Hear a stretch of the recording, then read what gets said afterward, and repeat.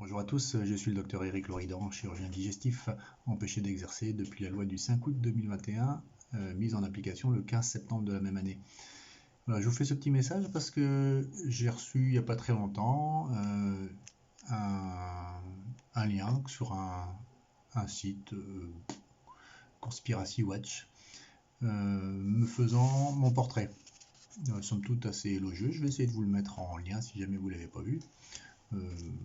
On va y revenir dessus.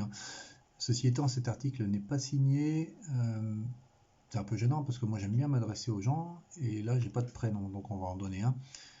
On va appeler le rédacteur de cet article Rudy. Pourquoi Rudy? Parce que Jean-Michel Relou s'était déjà pris. Rudy, ça sera bien. Bonjour Rudy. Merci. Merci pour ce portrait, somme toute assez fidèle, on va le dire. Bon, effectivement, tu es quand même obligé de mettre des mots comme mouvance complotiste, théorie du complot, anti-vax, hein, ça sonne bien, ça fait plaisir à ceux qui te payent, ça mange pas de pain, et puis ça situe bien le personnage. Hein, c'est ce genre de petite étiquette qu'il faut absolument donner, parce que ça sert d'argumentaire pour ceux qui n'ont pas d'argument. Alors, moi je ne renie rien de tout ce que tu as mis. Hein. Ah, si ce n'est peut-être, attends, tu as parlé du grand remplacement. Alors, tu as repris un tweet ou que j'aurais approuvé concernant le grand remplacement. Oh, je t'avouerai qu'honnêtement, c'est vraiment pas mon problème. Tu m'aurais parlé du grand reset. Alors là, oui, pas de souci, hein, j'aurais foncé dedans. Les grands remplacements. Alors, j'ai repris le tweet en question. Et en fait, ce que je voulais te dire, c'était que pour moi, l'important, c'était pas de faire des petits Français pour faire des petits Français, mais de transmettre la vie, de faire des enfants, de leur transmettre des valeurs. Tu captes? Voilà, avoir des enfants, quoi. Je sais pas si tu as des gosses, Rudy, je sais pas si tu leur transmets tes valeurs. Il est à souhaiter que non. Alors, tu as parlé aussi à un moment donné que j'avais dit que le vaccin était considéré comme un viol. Alors, oui, je te confirme, c'est vrai, du dire de plusieurs des femmes que j'ai eu l'occasion d'interroger là-dessus.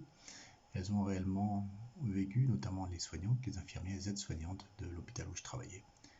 Elles ont vécu ça comme un viol. Et c'est quand même une pénétration sans consentement. Même si c'est juste une aiguille, c'est du non-consentement. C'était du chantage à l'emploi. Donc elles l'ont vécu comme ça. Donc je le transmets comme ça. Et je te remercie de l'avoir transmis comme ça dans ton papier. Tu as parlé aussi de Fact and Furious, hein, puisque j'avais mis une petite photo avec 3 de tes copains, avec un nez rouge, et avec intitulé D'où vient l'argent? Eh ben oui, t'as pas aimé qu'on touche à tes copains? T'as peur aussi pour ton matricule? Alors tu me fais marrer parce que tu es quand même obligé de t'informer et tu vas chercher dans des sites ou dans des journaux comme la Pravda du Nord, la Voix du Nord et dans, comment ça s'appelle déjà? Action antifouchiste. Pardon. Pardon. Alors, je vais quand même rajouter quelques petits trucs sur tout ce tableau que tu as dressé parce qu'il n'est pas très complet finalement. Je vais te dire par exemple que tu sais que mon seul salaire à moi c'était celui de l'hôpital. Moi j'avais pas de secteur privé à l'hôpital. Il y a beaucoup de médecins qui font ça. Ils ont leur salaire à la fin du mois, sont tout assez confortables, puis ils se font un petit salaire privé aussi. Ouais, du privé à l'hôpital, c'est très intéressant parce qu'en plus, il n'y a pas besoin d'investir dans le matériel comme les médecins le font en clinique ou doivent payer des parts. Là, c'est l'hôpital qui paye et eux ils embauchent. C'est pratique. J'avais même pas non plus le plafond des gardes, tu vois. Tu sais ce que c'est le plafond des gardes? Alors le plafond des gardes, c'est quand en fait tu es d'astreinte chez toi, mais tu es payé comme si tu étais de garde sur place. Du coup, au lieu d'avoir 40 euros l'astreinte plus 72 euros si j'ai bonne mémoire à chaque déplacement de plus de un quart d'heure, tu restes chez toi, tu dors chez toi, tu ne te déplaces pas, peu importe si tu veux répondre au téléphone ou si on t'appelle ou pas, mais à la fin de ta garde, ta nuit de garde, tu as 500 euros qui tombent. Pas mal, hein? Donc j'avais pas ça. Je m'étais pas non plus démerdé avec mes collègues pour me trouver une journée de repos dans la semaine sur les 11 demi-journées ouvrables. ce que font aussi certains, hein.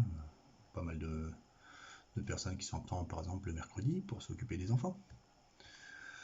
Des petits arrangements entre amis, quoi. Et je vais même te dire un truc. Après le premier confinement, le ministre de l'époque, Véran, avait donné à chaque soignant, et particulièrement à chaque médecin, une prime Covid. Pour s'être bien émerdé pendant la crise. Une prime Covid. Pour les médecins, c'était quelque chose comme 1500 euros. 1500 euros. Et bah tu sais quoi? Je l'ai refusé. J'ai fait un courrier à la direction pour leur dire que je n'en voulais pas. On n'achète pas mon silence. Et ce que j'ai vu pendant la crise Covid montrait bien que ça ne valait pas la peine d'accepter ces bifetons. J'ai une autre question à te poser, Rudy. Tu vas peut-être essayer de répondre, toi qui es un journaliste d'investigation. Est-ce que tu as posé la question à des médecins de pourquoi ils ne voulaient pas faire leur rappel vaccinal? Ah oui, figure-toi que la 3e injection était obligatoire avant le 31 janvier 2022. Nous sommes fin décembre 2022 quand je te fais ce papier. Et en fait, on sait qu'au bout de 4 mois, l'efficacité vaccinale a quasi disparu, que même au bout de 6 mois, elle est peut-être même devenue négative. Une efficacité négative, ça veut dire quoi? Ça veut dire que plus tu es vacciné, plus tu chopes le Covid. Donc, ces soignants qui sont restés en poste, qui ont été triplement vaccinés fin janvier, sont plus susceptibles de faire le Covid, donc sont plus susceptibles de contaminer les patients. Et c'est d'ailleurs ce qui se passe. On le constate dans les hôpitaux. Les patients sortent Covid. J'ai plusieurs témoignages que je tiens à ta disposition. Les patients sortent Covid de leur hospitalisation au contact de soignants Covid.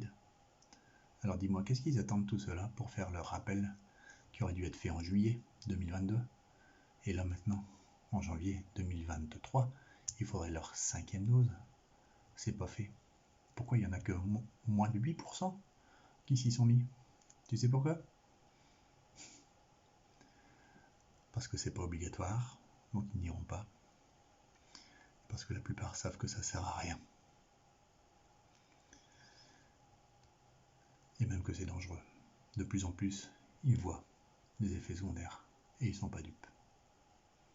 Ils ont bien marché dans la combine, mais ils ne sont plus dupes. Alors tu me reproches aussi d'avoir parlé d'un Nuremberg. Ah oui, c'est vrai. J'avoue que j'étais un petit peu fort là-dessus. Colère, probablement. Ceci étant, mon petit pépère, il faut te rappeler une chose. C'est que ça s'est déjà passé dans l'histoire. Honnêtement, je ne souhaite pas que ça t'arrive, ou que ça arrive à d'autres qui ont collaboré à cette folie sanitaire et politique qu'on a vécue. Mais dis-toi que ça a été possible une fois. Que donnera l'avenir? Sur ce, je te souhaite une excellente année 2023. Je pense qu'on aura l'occasion de reparler ensemble. Ou par personne interposée. Je t'embrasse. Bisous.